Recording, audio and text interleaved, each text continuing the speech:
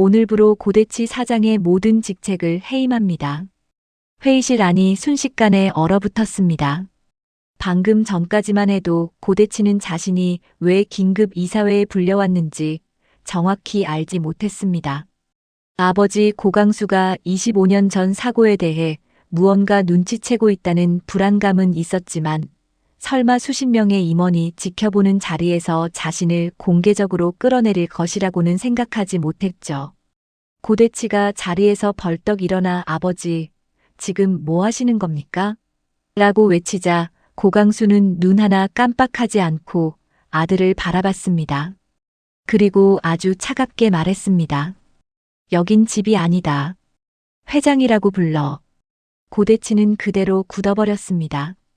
하지만 고강수의 처분은 이제 시작에 불과했습니다. 그리고 고대치에게 넘어갔던 강수그룹 지분과 경영권은 모두 정리한다. 내가 가진 지분까지 포함해서 앞으로 이 회사의 주인은 고결이 될 거야. 고대치의 얼굴에서 핏기가 사라졌습니다. 뭐라고요? 그게 무슨 말도 안 되는 그러나 고강수는 말을 끊었습니다.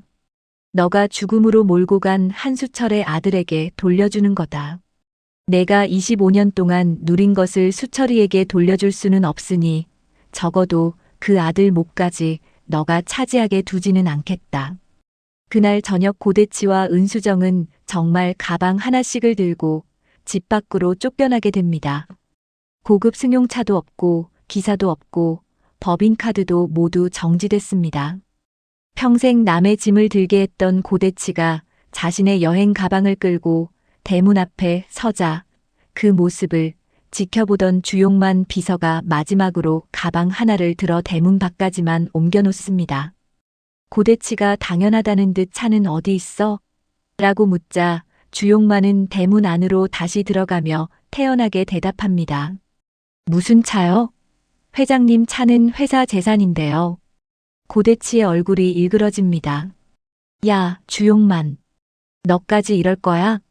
그러자 주용만은 잠시 걸음을 멈추더니 아주 공손한 얼굴로 말합니다. 사장님, 아니 이제 사장님도 아니시죠. 사람이 있을 때 잘해야 한다는 말이 괜히 있는 게 아닌가 봅니다. 한수철 씨도 살아있을 때 그렇게 한 번만 생각해 보셨으면 좋았을 텐데요. 그리고는 고개를 살짝 숙인 뒤 대문을 닫아버립니다. 철컥 문이 잠기는 소리를 듣는 순간 고대치는 자신이 정말 모든 것을 잃었다는 사실을 처음 실감합니다. 하지만 이 모든 일은 하루아침에 벌어진 것이 아니었습니다.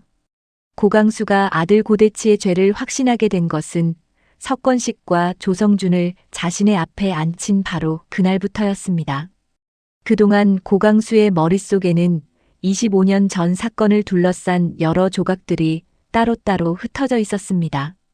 한수철이 사고로 죽었던 날 고대치가 술에 취해 자신의 차를 몰고 나갔다는 것, 그날 이후 차량 앞부분이 심하게 파손돼 있었다는 것, 고대치가 갑자기 큰 돈을 마련했고 그 돈 일부가 석권식의 빚을 해결하는 데 쓰였다는 것까지 하나같이 이상했지만 자신의 친아들이 한수철의 죽음과 연결됐을 거라는 생각만큼은 차마 하지 못했습니다. 그러나 이제는 피할 수 없었습니다. 고강수는 석권식과 조성준을 불러놓고 한동안 아무 말도 하지 않았습니다. 석권식은 고개를 숙이고 있었고 조성준 역시 평소와 달리 고강수의 눈을 제대로 바라보지 못했습니다. 고강수는 두 사람의 얼굴을 번갈아 바라보다가 아주 낮은 목소리로 입을 열었습니다. 내가 오늘 너희 둘을 왜 불렀는지 알겠지. 석권식이 어렵게 회장님이라고 말을 시작하려 하자 고강수가 손을 들어 막았습니다. 또 내 건강 생각해서 말 못한다는 소리 할 거면 그냥 나가. 내가 언제 죽을지는 의사도 정확히 모른다. 그런데 내가 죽은 다음에 진실을 알게 되면 무슨 소용이야. 살아있을 때 내가 바로 잡아야지. 조성준의 얼굴도 무거워졌습니다. 고강수는 이번에는 조성준을 바라봤습니다. 성준아, 너는 그날 현장에 있었지? 조성준이 천천히 고개를 끄덕였습니다. 네. 사고 직후에 도착했습니다.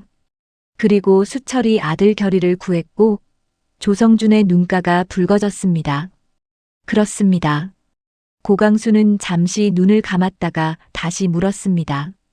대치와 권식이도 있었지? 조성준은 망설이다가 다시 고개를 끄덕였습니다. 그 짧은 대답 하나에도 고강수의 얼굴은 더 굳어졌습니다. 고강수는 이번엔 석권식을 쳐다봤습니다.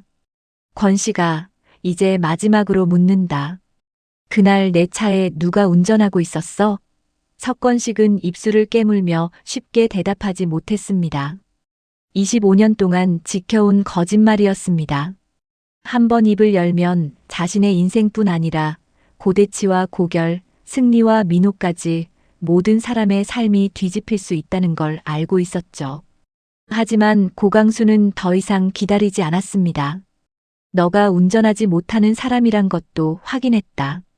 부동씨 때문에 평소에 운전도 안 했다는 걸 결의도 기억해냈어. 그런데 넌 왜 내가 운전했다고 했어? 석권식의 눈에서 결국 눈물이 떨어졌습니다. 죄송합니다, 회장님. 고강수는 그 한마디만으로도 답을 알아들었습니다. 대치였구나. 석권식은 한참 뒤 작은 목소리로 내라고 답했습니다. 고강수는 눈앞이 캄캄해지는 듯 의자에 몸을 기대었습니다. 자신이 그렇게 믿고 싶지 않았던 이름이 결국 나왔습니다. 한수철을 죽음으로 몰고 간 차를 운전한 사람은 자신의 아들 고대치였습니다. 하지만 고강수는 아직 한 가지를 더 확인해야 했습니다. 단순히 술에 취해 우연히 사고를 낸 것인지 아니면 한수철을 의도적으로 뒤쫓았던 것인지였습니다. 고강수가 물었습니다. 왜 수철이를 따라갔어? 석권식은 대답하지 않았습니다. 고강수의 눈빛이 더욱 매서워졌습니다. 내가 묻잖아. 왜 따라갔냐고. 결국 석권식은 오랫동안 숨겨왔던 블랙박스 메모리 카드를 꺼냅니다. 작은 카드 하나를 손에 쥔 석권식의 손이 떨리고 있었습니다. 이 안에 그날 사고 직전 상황이 남아 있습니다. 고강수가 카드를 바라봤습니다. 고작 손톱보다 조금 큰 물건이 25년 동안 한 사람의 죽음과 여러 가족의 인생을 뒤흔든 진실을 품고 있었습니다. 녹음이 재생되기 시작했습니다. 처음에는 차량이 달리는 소리만 들렸습니다. 그러다 술에 취한 고대치의 목소리가 흘러나왔습니다. 저 차 한수철이야. 곧이어 석권식의 목소리가 들렸습니다. 대치야, 그냥 가. 너 오늘 너무 취했어. 하지만 고대치는 듣지 않았습니다. 저 자식 지금 우리 아버지 만나러 가는 거야. 석권식은 너가 그걸 어떻게 알아? 라고 되물었고 고대치는 거칠게 대답했습니다. 내 장부 가지고 있어. 저 자식이 아버지한테 입 열면 난 끝이야. 그 순간 고강수의 표정이 달라졌습니다. 단순한 질투나 음주 사고가 아니었습니다. 한수철은 고대치가 숨기고 싶어 했던 무언가를 알고 있었던 겁니다. 녹음 속 석권식은 계속 고대치를 말렸습니다. 오늘은 그냥 가. 내일 술 깨고 얘기해. 하지만 고대치는 경적을 울리며 한수철의 차에 붙어갔습니다. 한수철, 차 세워. 이어 석권식의 다급한 목소리가 들렸습니다. 하지마. 대치야, 그러다 사고 난다. 고대치는 오히려 차만 세우는 거야. 앞만 막으면 되라고 소리쳤습니다. 그리고 잠시 후 엄청난 충돌음이 들렸습니다. 고강수는 재생을 멈추라고 하지 않았습니다. 오히려 두 눈을 꼭 감은 채 끝까지 들었습니다. 소리가 멎고 방 안에 다시 정적이 찾아왔을 때 고강수는 한동안 아무 말도 하지 않았습니다. 조성준과 석권식 역시 숨죽이고 앉아 있었습니다. 얼마 뒤 고강수가 석권식을 바라보며 물었습니다. 수철이가 뭘 알고 있었던 거야? 석권식은 결국 고대치의 회사 자금 비리에 대해서도 털어놓았습니다. 특정 업체와 짜고 공사비를 부풀리고 차액 일부를 다른 곳으로 돌리던 것을 한수철이 발견했고 한수철이 고대치에게 먼저 잘못을 바로잡을 기회를 줬지만 고대치가 이를 거부했다는 것이었습니다. 고강수의 눈에는 분노보다 허탈함이 먼저 번졌습니다. 자신이 그렇게 신뢰했던 한수철은 자신의 아들을 무너뜨리려 했던 사람이 아니었습니다. 오히려 고대치를 살려주려고 먼저 기회를 줬습니다. 그런데 고대치는 그 사람을 미워했고 술에 취해 차를 뒤쫓았고 결국 죽음으로 몰아넣었습니다. 고강수가 혼잣말처럼 말했습니다. 수철이는 끝까지 대치를 살려주려고 했는데 대치는 수철이를 죽였구나. 석권식이 다급하게 회장님, 처음부터 죽이려던 건 아니었습니다라고 말했지만 고강수는 차갑게 쳐다봤습니다. 그래. 그날 사고는 순간이었을 수도 있어. 그런데 그 다음 25년은 뭐냐? 조성준도 고개를 숙였습니다. 고강수는 두 사람을 번갈아 바라봤습니다. 대치가 사고를 냈고 권식이는 대신 죄를 뒤집어 썼다. 성준이 너도 그날 상황을 어느 정도 알고 있었으면서 세월이 이렇게 지나도록 입을 닫고 있었어. 사고를 낸 놈 하나만 잘못했다고 끝낼 수는 없다. 조성준은 맞습니다. 저도 죄가 있습니다라고 인정했고 석권식 역시 더 이상 변명하지 않았습니다. 그러자 고강수가 아주 단호하게 말했습니다. 좋아. 그러면 이제부터 누구 하나 살려주려고 거짓말하지 마. 대치도 너희도 각자 한 만큼 책임져. 그리고 고강수는 고대치를 불렀습니다. 고대치는 아버지가 어느 정도 알아냈다는 느낌은 있었지만 블랙박스까지 손에 들어갔다는 사실은 몰랐습니다. 방으로 들어온 고대치가 애써 태연한 표정으로 부르셨어요? 라고 묻자 고강수는 소파 옆에 놓인 작은 메모리 카드를 가리켰습니다. 고대치가 그것을 보는 순간 얼굴이 굳었습니다. 고강수는 그 표정을 놓치지 않았습니다. 알아보겠냐? 고대치는 대답하지 못했습니다. 고강수는 녹음된 내용을 다시 틀지 않았습니다. 이미 아들의 표정만으로 충분했습니다. 수철이가 너 회사 돈 빼돌린 걸 알고 있었지? 고대치가 놀라 고강수를 바라봤습니다. 누가 그런 말을 수철이가 나한테 말하러 가는 줄 알고 술 먹고 따라갔고 차 앞을 막으려다 들이받았지? 고대치는 점점 얼굴이 하얗게 질렸습니다. 그리고 고대치가 또다시 예전과 같은 말을 꺼냈습니다. 죽이려고 한 건 아니었습니다. 그러자 고강수가 바로 받아쳤습니다. 그래, 그 말 참 편하다. 고대치가 당황합니다. 아버지 죽이려고 한 건 아니었으니까 괜찮다는 거냐? 죽일 생각은 없었지만 수철이는 죽었어. 아버지 잃을 생각 없었던 7살짜리 애가 아버지를 잃었고. 고대치는 입술을 깨물며 고개를 숙였습니다. 그러나 고강수의 분노는 이제 막 시작됐습니다. 그리고 네가 술에서 깬 다음 날은 그때도 죽일 생각이 없었다는 말만 하고 살았어? 권식이한테 네 죄를 뒤집어 씌웠을 때는, 돈으로 빚 갚아주고 입 막을 때는, 수철이 아들을 내 호적에 올렸을 때는 고대치가 저도 괴로웠습니다라고 말하자 고강수의 얼굴이 굳었습니다. 괴로워? 고대치가 눈물을 흘리며 결이가 저를 아버지라고 부를 때마다 편했던 적 없습니다라고 하자 고강수는 어이가 없다는 듯 웃었습니다. 그럼 너가 불쌍하다고 해줘야 하냐? 수철이는 죽어서 아들 얼굴도 못 보고 그 아들은 자기 아버지를 죽게 만든 사람한테 아버지라고 부르며 살았는데 내가 괴로웠다고? 고대치는 아무 말도 하지 못했습니다. 고강수는 마지막으로 말했습니다. 대치야, 사고는 한 번이었다. 하지만 너가 거짓말한 건 25년이다. 한 번의 실수로 25년을 변명하지 마. 그리고 그 자리에서 고대치를 회사에서 완전히 배제하겠다고 통보했습니다. 다음 날 긴급 이사회가 열렸습니다. 고대치는 그래도 아버지가 집안일을 회사까지 끌고 오지는 않을 거라고 생각했습니다. 고강수는 늘 회사의 체면과 명예를 중요하게 여겼기 때문입니다. 하지만 이번에는 달랐습니다. 고강수는 사람을 죽음으로 몰고 간 일을 회사 체면 때문에 또다시 숨긴다면 자신 역시 고대치와 다를 것이 없다고 생각했습니다. 임원들이 모두 자리한 가운데 고강수가 입을 열었습니다. 25년 전 우리 회사에서 잘못된 일이 있었습니다. 당시 회사 자금 비리를 발견하고 바로잡으려던 직원 한수철이 사고로 세상을 떠났습니다. 그리고 그 사고에는 고대치가 관련돼 있습니다. 회의장이 술렁이기 시작했습니다.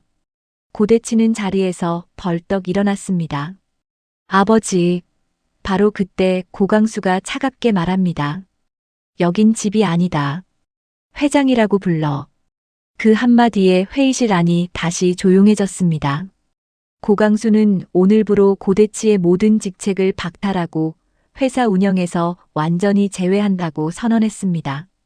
그리고 자신이 고대치에게 승계를 위해 넘겼거나 넘길 예정이었던 회사 지분 역시 모두 정리해 고결에게 승계하겠다고 밝혔습니다.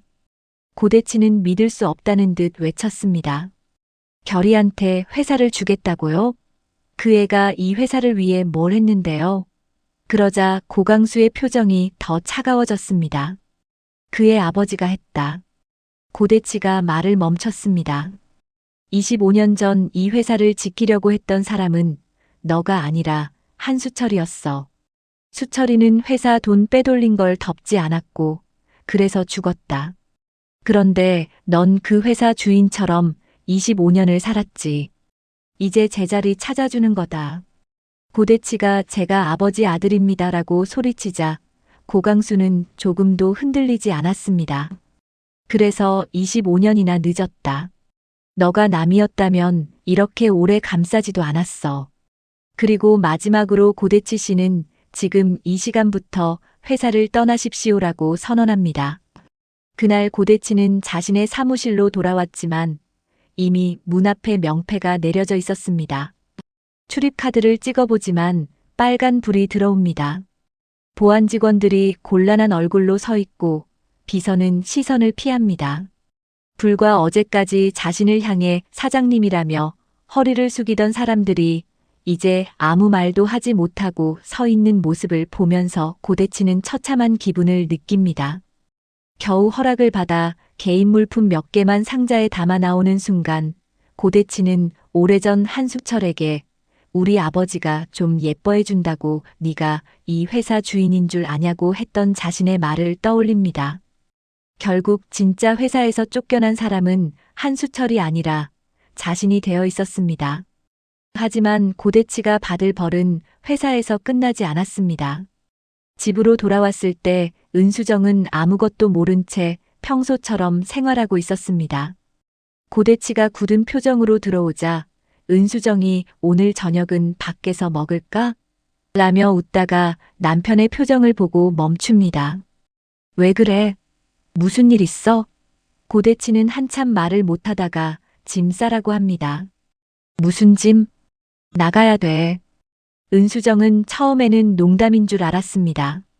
그러나 잠시 뒤 고강수 측에서 이미 차량과 법인카드, 회사 명의로 제공되던 각종 혜택을 모두 회수했다는 연락이 옵니다.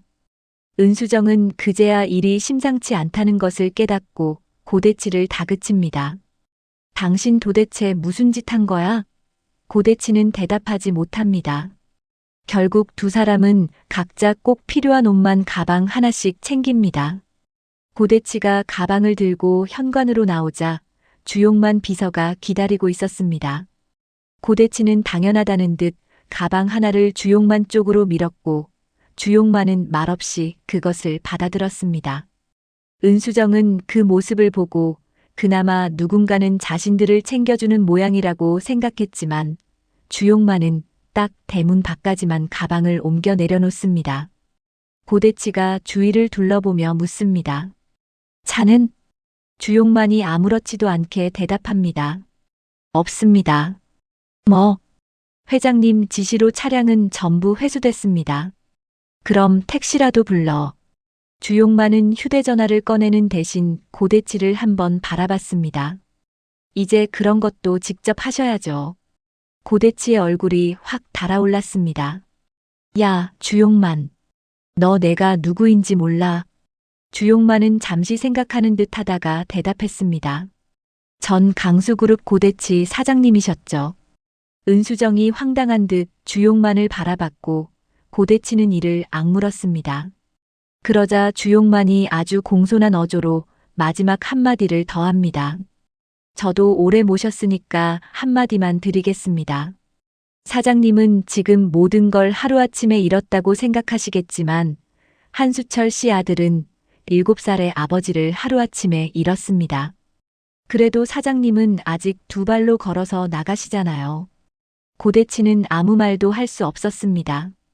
주용만은 두 사람을 향해 고개를 한번 숙이고 대문 안으로 들어갔습니다. 이내 육중한 대문이 닫혔고 고대치와 은수정은 여행 가방 하나씩을 끌고 길가에 덩그러니 남았습니다. 은수정은 그때까지만 해도 상황을 쉽게 생각했습니다. 됐어. 호텔 가자. 며칠만 지나면 아버님 화도 풀리겠지. 두 사람은 택시를 잡아 평소 자주 가던 호텔로 향합니다. 고대치는 익숙하게 카드를 내밀지만 직원이 난처한 얼굴로 카드를 돌려줍니다. 손님, 결제가 안 됩니다. 다른 카드를 내밉니다. 그것도 거절됩니다. 은수정이 자기 카드를 내지만 역시 정지돼 있습니다. 은수정은 얼굴이 벌개진 채 작은 목소리로 묻습니다. 현금은? 고대치는 지갑을 뒤집어 봅니다. 평소 현금을 거의 가지고 다니지 않았던 두 사람이 가진 돈을 모두 모아보니 고급 호텔에서 며칠을 버티기에는 턱없이 부족했습니다. 결국 두 사람은 사람들의 시선을 피해 호텔 로비를 빠져나옵니다. 밤이 깊어 겨우 들어간 곳은 오래된 여관이었습니다. 은수정은 방에 들어서는 순간 말문을 잃습니다. 낡은 벽지에 작은 텔레비전, 오래된 침대 하나가 전부인 방을 바라보다가 결국 고대치에게 화를 냅니다. 내가 당신 때문에 여기까지 와야 돼? 고대치도 참았던 화가 터집니다. 그럼 나보고 어쩌라고. 당신이 뭘 했길래 아버님이 이렇게까지 하는데. 결국 고대치는 25년 전 한수철 사고와 자신의 비리를 모두 털어놓게 됩니다. 은수정은 한동안 아무 말도 하지 못합니다. 그러니까 당신이 결이 친아버지를 죽게 만들었다는 거야? 고대치가 죽이려고 한 게 아니었다니까라고 반복하자 은수정은 처음으로 남편에게 차갑게 말합니다. 그 말 좀 그만해. 고대치가 놀라 바라봅니다. 당신은 25년 동안 그 말 하나 붙들고 살았나 본데 죽일 생각이 없으면 죽은 사람이 살아 돌아와? 은수정 역시 하루아침에 모든 것을 잃은 것이 억울하고 두렵지만 적어도 남편이 저지른 일이 얼마나 큰 것인지는 알게 됩니다. 고대치는 마지막 희망처럼 고민호에게 전화를 겁니다. 아무리 그래도 민호는 내 친아들이다. 그렇게 믿고 있었습니다. 그러나 민호는 이미 고강수에게 모든 사실을 들었고 블랙박스 녹음까지 확인한 뒤였습니다. 전화를 받는 민호의 얼굴에는 분노보다 더 깊은 실망이 어려 있었습니다. 민호야, 아버지다. 잠시 침묵이 이어집니다. 고대치는 다급하게 말합니다. 할아버지가 지금 너무 흥분하셨다. 내가 좀 말씀드려. 사고였다고. 내가 일부러 그런 게 아니라는 거 너도 알잖아. 민호가 천천히 묻습니다. 그 뒤 25년도 사고였어요? 고대치가 말을 멈춥니다. 뭐? 서 실장님한테 죄 뒤집어 씌운 것도 사고였냐고요. 고결이가 아무것도 모르고 아버지를 아버지라고 부른 것도 그냥 사고였습니까? 고대치는 점점 초조해집니다. 민호야, 내가 아버지 편을 안 들면 누가 들어? 내가 무너지면 너도 끝이야. 회사도 결국 너한테 올 건데. 그 순간 민호의 표정이 달라집니다. 그 회사 때문에 사람이 죽었는데 그 자리 지키겠다고 아버지 죄까지 덮으면 저도 아버지랑 똑같은 사람 되는 겁니다. 고대치는 입을 다뭅니다. 민호는 마지막으로 말합니다. 할아버지도 당분간 아버지와 연락하지 말라고 하셨습니다. 그런데 그 명령 때문만은 아니에요. 저도 지금은 아버지 얼굴 보고 싶지 않습니다. 민호야, 한동안 연락하지 마세요. 전화가 끊깁니다. 고대치는 한참 휴대전화만 바라봅니다. 회사도 잃고 집도 잃고 자신이 평생 인정받고 싶었던 아버지에게 버림받았습니다. 그런데 친아들만큼은 자신의 편일 거라고 믿었는데 민호마저 등을 돌렸습니다. 여관방 침대 끝에 앉은 고대치는 그날 처음 아무 말도 하지 못하고 고개를 숙입니다. 그 사이 고강수는 고결을 따로 부릅니다. 고결이 들어오자 고강수는 평소처럼 결하라고 부르지만 그 목소리에는 전에 없던 미안함이 묻어 있습니다. 고결도 이미 상당 부분의 진실을 알고 있었지만 고강수가 무엇을 말하려 하는지는 알지 못했습니다. 고강수가 어렵게 입을 엽니다. 내가 너한테 사과할 게 있다. 고결이 놀랍니다. 할아버지가 왜요? 고강수는 한동안 고결의 얼굴을 바라봅니다. 어린 시절 보육원에 있던 아이가 떠오릅니다. 아버지를 잃고 겁먹은 눈으로 자신을 바라보던 7살 아이였습니다. 나는 그때 널 살려준다고 생각했다. 수철이가 죽고 네가 보육원에 있다는 말을 듣고 그 애한테 내가 해줄 수 있는 게 이것밖에 없다고 생각했어. 그래서 집으로 데려왔고 대치 아들로 살게 했다. 고결의 눈이 붉어집니다. 그런데 알고 보니 나는 내 아버지를 죽음으로 몰고 간 사람의 아들로 너를 25년이나 살게 했구나. 고결이 고개를 젓습니다. 할아버지는 모르셨잖아요. 몰랐다고 다 없어지는 건 아니다. 고강수의 목소리가 떨립니다. 나는 너한테 가족을 만들어준 줄 알았는데 가장 잔인한 곳에 널 데려다 놓은 셈이 됐어. 수철이한테도 미안하고 너한테도 미안하다. 고결은 잠시 아무 말도 하지 못합니다. 자신에게 고강수는 여전히 사랑하는 할아버지였습니다. 고강수가 일부러 자신을 속인 것도 아니었고 오히려 부모 없는 아이가 될 뻔한 자신을 가족으로 받아준 사람이었습니다. 그래서 고결은 고강수의 손을 잡습니다. 할아버지까지 잘못한 사람처럼 말씀하지 마세요. 저 키워준 건 할아버지예요. 고강수의 눈에서 눈물이 떨어집니다. 그러다 고강수는 오래 생각해온 말을 꺼냅니다. 결아, 이제 네 이름도 너가 선택해. 고결이 의아한 표정으로 바라보자 고강수가 말합니다. 원한다면 대치와의 법적인 부자관계도 정리하고 네 친아버지 성을 다시 찾아. 수철이 아들이잖아. 고결은 움직이지 못합니다. 고강수가 조용히 말합니다. 고결에서 고자 하나만 내려놓으면 된다. 네 아버지 성을 붙이면 한결이야. 한결. 고결은 자신의 이름을 처음 들어보는 사람처럼 천천히 되뇌었습니다. 그래. 한수철의 아들 한결. 고강수는 결정을 재촉하지 않았습니다. 너가 싫으면 안 해도 된다. 고씨로 살아온 세월도 네 인생이야. 하지만 너가 원한다면 이제 누구 눈치도 보지 말고 네 아버지 이름을 찾아. 며칠 뒤 고결은 혼자 한수철의 납골당을 찾아갑니다. 사진 속 아버지를 오랫동안 바라보다가 낮게 말합니다. 아빠, 나 아빠 성으로 살아도 돼? 대답은 없지만 고결의 표정은 조금씩 편안해집니다. 결국 고결은 오랜 고민 끝에 친아버지 한수철의 성을 따라 한결이라는 이름으로 살아가기로 결정합니다. 단순한 계명이 아니라 25년 만에 자신의 뿌리를 되찾는 선택이었습니다.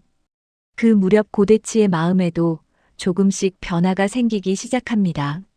처음 며칠은 모든 사람을 원망했습니다.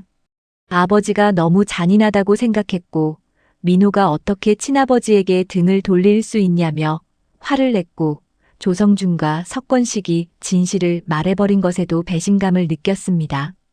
그러나 아무것도 없는 여관방에서 하루하루를 보내며 자신에게는 더 이상 책임을 돌릴 사람이 남아있지 않다는 것을 깨닫습니다. 결정적인 순간은 우연히 다시 듣게 된 한수철의 마지막 목소리였습니다. 전무님, 우리 아들 결이 좀 살려주세요. 그 말을 듣는 순간 고대치는 처음으로 죽이려고 한 건 아니었다는 변명이 아무 의미도 없다는 걸 느낍니다. 자신은 25년 동안 자신의 의도만 생각했습니다. 나는 살인자가 아니다. 일부러 그런 게 아니다. 하지만 한수철에게 중요한 것은 고대치의 의도가 아니었습니다. 한수철은 죽었고 7살 아들은 아버지를 잃었습니다. 고대치는 석권식과 조성준에게 연락합니다. 세 사람은 한결을 찾아갑니다. 한결이 나타나자 고대치는 한동안 아무 말도 하지 못하다가 갑자기 무릎을 꿇습니다. 한결이 놀라 바라보고 석권식과 조성준 역시 고개를 숙입니다. 한결아. 고대치는 처음으로 새 이름을 부릅니다.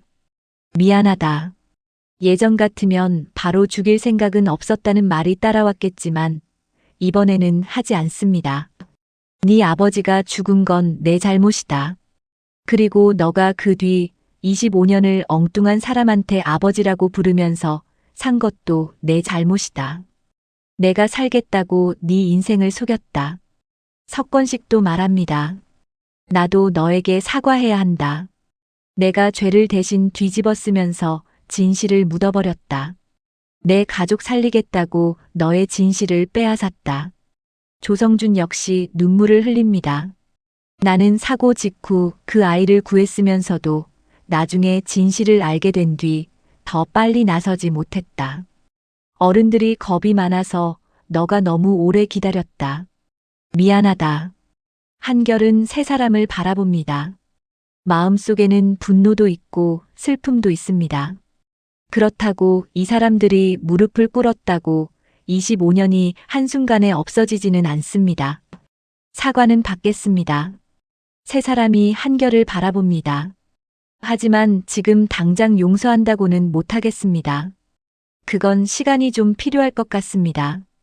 고대치는 고개를 끄덕입니다. 그래. 그래도 된다. 평생 안 해줘도 할 말 없다. 한결은 더 이상 아무 말도 하지 않습니다. 하지만 적어도 이번에는 세 사람이 진실 앞에서 도망치지 않았다는 사실만은 받아들입니다. 석권식과 조성준은 강수그룹을 떠나기로 합니다. 석권식은 25년 동안 사고 은폐에 가담한 책임을 인정하고 자신의 자리에서 물러나며 조성준 역시 침묵한 책임을 지겠다며 회사를 떠납니다. 고강수는 그들에게 따로 벌을 면제해주지 않습니다. 다만 잘못은 저마다 다르니 자기 죄만큼 책임져라. 도망치지만 말하고 말합니다. 그리고 어느 날 고대치는 홀로 한수철의 납골당을 찾아갑니다. 예전에는 가까이 가는 것조차 두려웠던 곳입니다. 사진 속 한수철은 젊은 모습 그대로 웃고 있습니다. 고대치는 한참을 서 있다가 결국 그 앞에 주저앉습니다. 수철아. 이름을 부르는 순간 목이 메입니다. 나는 너가 미웠다. 내가 나보다 일을 잘해서도 미웠고 우리 아버지가 널 믿는 것도 미웠고 너가 내 잘못까지 알아버려서 더 미웠다. 고대치의 눈에서 눈물이 쏟아집니다. 그런데 이제 생각해보니까 너가 내 걸 뺏은 게 하나도 없더라. 내가 겁먹고 있었던 거야. 아버지한테 인정 못 받을까봐, 내가 못난 사람인 거 들킬까봐. 고대치는 결국 사진 앞에 고개를 숙입니다. 내가 잘못했다. 미안하다, 수철아. 너무 늦었다. 그 모습을 멀리서 지켜보는 사람이 있습니다. 한결입니다. 한결은 고대치가 온 줄 모르고 아버지를 찾았다가 우연히 그 모습을 보게 된 겁니다. 한결은 다가가지 않습니다. 그렇다고 화를 내지도 않습니다. 그저 한동안 고대치가 울고 있는 모습을 바라보다 조용히 돌아섭니다. 아직 용서하지는 않았지만 적어도 고대치가 처음으로 진심으로 아버지에게 사죄하고 있다는 것은 느낄 수 있었습니다. 시간이 흐릅니다. 몇 달 뒤 고대치와 은수정의 모습은 완전히 달라져 있습니다. 두 사람이 있는 곳은 화려한 강수그룹 본사도 고급 주택도 아닙니다. 한빛 보육원입니다. 처음에는 두 사람 모두 봉사자로 들어왔습니다. 특히 은수정은 처음에는 우리가 왜 여기까지 해야 하느냐고 불평도 했지만 부모 없이 자라는 아이들을 하루하루 가까이에서 보면서 조금씩 생각이 달라집니다. 자신들은 호텔에서 하루 못 자는 것만으로 세상이 끝난 것처럼 신세한탄했는데 이 아이들 가운데는 태어나면서부터 돌아갈 집조차 없는 아이들이 있었습니다. 고대치 역시 어린아이들이 자신을 원장님이라고 부르며 따라다니는 모습을 볼 때마다 7살 고결을 떠올립니다. 그래서 오랜 시간이 흐른 뒤 두 사람은 가지고 있던 남은 개인 재산 일부까지 보육원에 내놓고 운영을 맡습니다. 고대치는 아이들 밥을 챙기고 고장난 시설을 직접 고치며 은수정은 아이들의 옷과 학용품을 챙깁니다. 어느 날 누군가 고대치에게 묻습니다. 왜 하필 보육원입니까? 고대치는 한참 아이들을 바라보다 대답합니다. 내가 아버지를 빼앗은 아이가 하나 있었습니다. 잠시 목이 메입니다. 그 아이한테 시간을 돌려줄 수는 없으니까 아버지 없는 다른 아이들 곁에서라도 살아보려고요. 이게 죗값을 다 갚는다고 생각하지는 않습니다. 그냥 죽을 때까지 갚는 겁니다. 은수정은 옆에서 아무 말 없이 남편을 바라봅니다. 예전처럼 대치 씨를 치켜세우고 좋은 것만 찾던 크리스탈은 이제 없습니다. 두 사람은 가진 것이 훨씬 적어졌지만 적어도 예전처럼 거짓말 위에서 살지는 않습니다. 한편 한결과 조은혜는 오랜 갈등 끝에 다시 서로를 완전히 믿게 됩니다. 고강수는 두 사람의 결혼을 하루라도 빨리 보고 싶은 마음이 있었지만 이번에는 재촉하지 않습니다. 내가 보고 싶다고 너희 인생을 또 내 마음대로 정하면 안 되지. 너희가 준비됐을 때 해. 한결과 은혜도 그런 고강수의 마음을 알고 서로 충분히 시간을 가진 뒤 결혼을 결정합니다.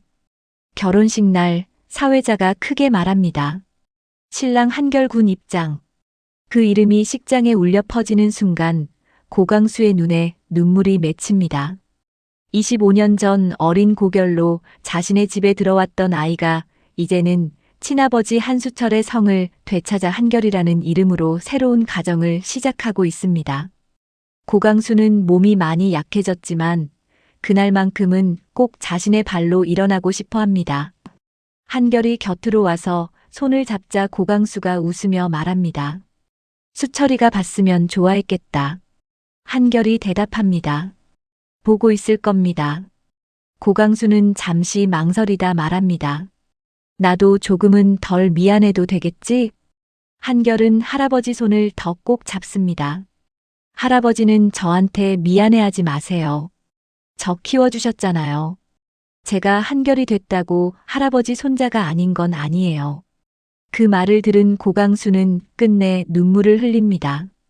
결혼식을 치른 지 며칠 지나지 않아 고강수의 건강은 급격히 나빠집니다. 가족들이 곁을 지키는 가운데 고강수는 한결의 손을 꼭 잡고 희미하게 웃으며 말합니다. 결혼식 봤으니 됐다. 이제 수철이 만나도 조금은 덜 부끄럽겠구나. 한결은 눈물을 참으며 할아버지, 그런 말씀 마세요라고 하지만 고강수는 오히려 편안한 표정으로 한결과 은혜를 번갈아 바라봅니다. 둘이 잘 살아. 그거면 됐다. 그리고 며칠 뒤 고강수는 사랑하는 가족들이 지켜보는 가운데 조용히 눈을 감습니다. 자신의 아들이 저지른 25년 전 잘못을 끝내 외면하지 않고 바로잡았고 한수철의 명예도 되찾아 주었으며 무엇보다 한결이 자신의 이름과 사랑하는 사람을 되찾아 새로운 가정을 시작하는 모습까지 직접 확인한 뒤였습니다. 그렇게 고강수는 마지막까지 자신이 해야 할 일을 다하고 가족들의 곁을 떠납니다. 다시 시간이 흐릅니다. 햇살 좋은 어느 날 한결과 은혜가 어린아이의 손을 잡고 천천히 산길을 올라갑니다. 이제 제법 걸을 줄 알게 된 아이는 엄마 아빠 사이에서 뒤뚱뒤뚱 걷다가 작은 돌멩이를 보고 멈추기도 하고 꽃을 발견하면 손가락으로 가리키며 웃습니다. 도착한 곳은 고강수의 묘지입니다. 은혜가 꽃을 내려놓고 한결은 아이를 안아 올립니다. 할아버지, 저 왔어요. 잠시 후 한결이 웃습니다. 이번에는 혼자 안 왔습니다. 증손주 데리고 왔어요. 은혜가 아이의 작은 손을 잡아 묘비 쪽으로 흔들어 줍니다. 할아버지한테 인사해야지. 안녕하세요 해봐. 아이는 무슨 말인지 완전히 알지는 못하면서도 손을 흔듭니다. 한결은 그 모습을 바라보다가 고강수의 묘비를 향해 조용히 말합니다. 할아버지, 저 잘 살고 있습니다. 은혜랑도 잘 살고 있고요. 그러니까 이제 걱정하지 마세요. 한결은 친아버지 한수철의 성을 되찾았습니다. 그러나 자신을 키워준 고강수와의 사랑까지 버린 것은 아니었습니다. 한수철은 자신의 뿌리였고 고강수는 자신을 품어준 가족이었습니다. 그리고 긴 세월 동안 뒤틀렸던 가족의 역사는 이제 다음 세대로 이어지지 않습니다. 고대치는 자신이 저지른 죄 때문에 회사와 재산, 아버지와 아들의 신뢰를 모두 잃었습니다. 그러나 처벌을 받은 뒤에도 남은 삶을 한빛 보육원에서 은수정과 함께 아이들을 돌보며 보내고 있습니다. 석권식과 조성준 역시 강수그룹을 떠나 각자의 잘못을 짊어지고 살아갑니다. 고민호는 아버지의 죄를 덮는 대신 정면으로 받아들이면서 한결과도 이전과 다른 형제 관계를 만들어갑니다. 그리고 무엇보다 한수철은 더 이상 사고로 죽은 이름 없는 직원이 아닙니다. 회사의 잘못을 바로잡으려다 목숨을 잃은 사람으로 명예를 되찾고 그의 아들 한결은 아버지가 끝내 지키고 싶었던 정직한 삶을 이어갑니다. 어쩌면 이번 이야기의 가장 큰 권선징악은 고대치가 모든 재산을 잃었다는 데 있지 않을지도 모릅니다. 그가 평생 가장 원했던 아버지의 인정과 아들의 존경을 잃고 나서야 자신이 무엇을 잘못했는지 깨달았다는 것, 그리고 잘못을 깨달은 뒤에는 도망치지 않고 남은 인생을 죗값을 치르며 살기로 했다는 데 있을 겁니다. 한수철의 마지막 부탁은 결국 이루어졌습니다. 전무님, 우리 아들 결이 좀 살려주세요. 그날 어린 결이는 살아남았습니다. 그리고 25년이 넘는 시간이 흐른 뒤 그 아이는 이제 한결이라는 자신의 이름과 가족을 되찾았고 사랑하는 은혜와 아이의 손을 잡고 새로운 삶을 살아갑니다. 긴 세월 동안 억울했던 사람은 명예를 되찾았고 죄를 숨긴 사람들은 모두 그에 맞는 책임을 졌으며 상처받았던 다음 세대는 더 이상 과거의 거짓말에 갇혀 살지 않게 됐습니다. 그리고 고강수의 묘지를 내려가는 길, 어린아이가 한결의 손을 놓고 몇 걸음 앞으로 아장아장 뛰어갑니다. 은혜가 놀라 천천히 가 라고 부르자 한결이 웃으며 아이를 따라갑니다. 그 모습을 멀리서 비추며 이야기는 끝납니다. 오늘 준비한 기쁜 우리 좋은 날 예상 이야기는 여기까지입니다. 25년 동안 숨겨졌던 진실이 모두 밝혀지고 고대치가 제대로 죗값을 치른 뒤 한결과 은혜에게는 더 이상 상처가 아닌 새로운 가족의 시간이 시작되었으면 좋겠습니다. 오늘 이야기가 재미있으셨다면 구독과 좋아요도 꼭 부탁드리고요. 끝까지 시청해주셔서 진심으로 감사합니다.